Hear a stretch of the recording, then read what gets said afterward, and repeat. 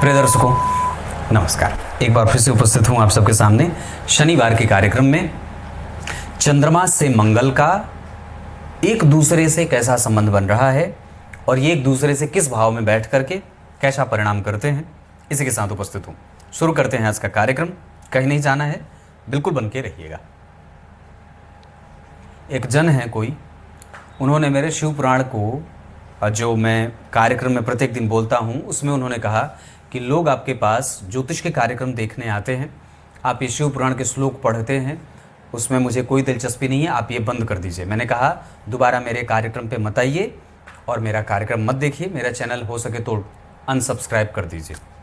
मेरे बहुत सारे ऐसे दर्शक हैं जो सिर्फ वो इस वजह से ही देखते हैं क्योंकि उन्हें ये चीज़ पसंद है, उन्हें शिव पुराण पसंद है, उन्हें गीता जी पसंद है। आज भी जस्ट मैं अभी वीडियो बनाने बैठा हूँ, बनारस से फ़ोन आया कि पंडित जी मैं आपका कार्यक्रम देखता हूँ और गीता जी का जो श्लोक आप पढ़ते हैं, शिव पुराण का जो श्लोक पढ़ते हैं, बड़ा अच्छा लगता है और उसके अर्थ भी आप बताते हैं, वो मुझे सुनने में बड़ा आनंद आता है। तो जिनको ये पसंद नहीं है वो स्वेच्छा से बड़े आराम से मैं उनको पुष्प के माले से लाद दूंगा।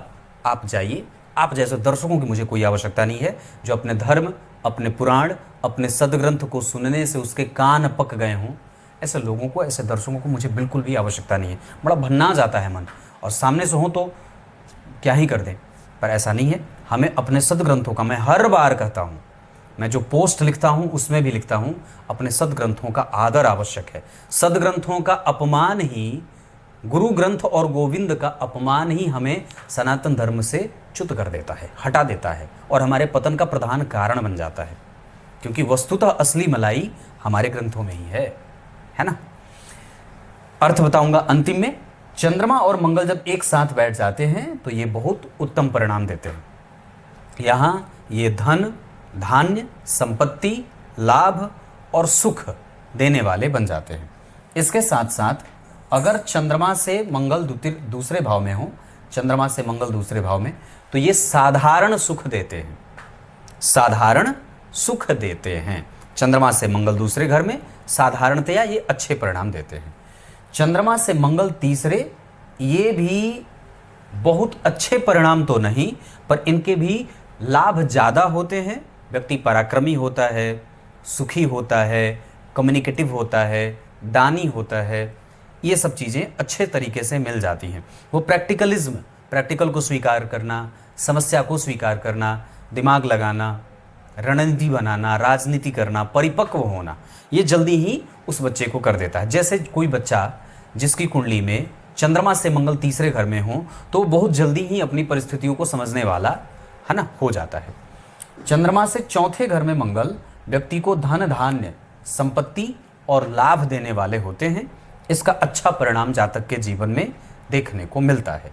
मतलब यहाँ पे आपको भवन, भूमि, वाहन, संपत्ति, दाम्पत्य, परिवार और मानसिक शांति में थोड़ी बहुत भंग होती है, निद्रा भंग होती है।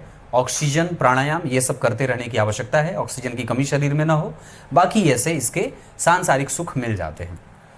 चंद्रमा से पंचम भाव के मंगल बहुत ही ज़्यादा श्रेष्ठ परिणाम करते देखे गए हैं।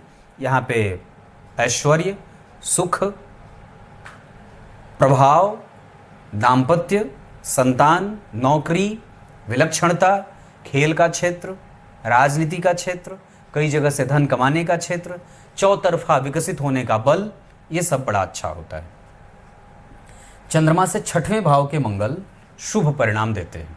यहाँ व्यक्ति एनर्जेटिक होता है, लालायित होता है, जानकार और जुझारू भी होता है। इतना ही नहीं, वो भविष्य को समझने की शक्ति रखने वाला भी होता है।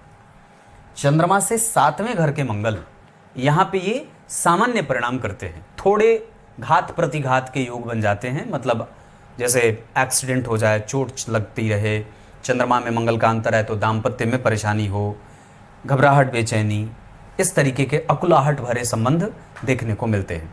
बाकी मतलब ये साधारण परिणाम देता है, उतना ज़्यादा अच्छा नहीं, उतना ज़्यादा बुरा नहीं।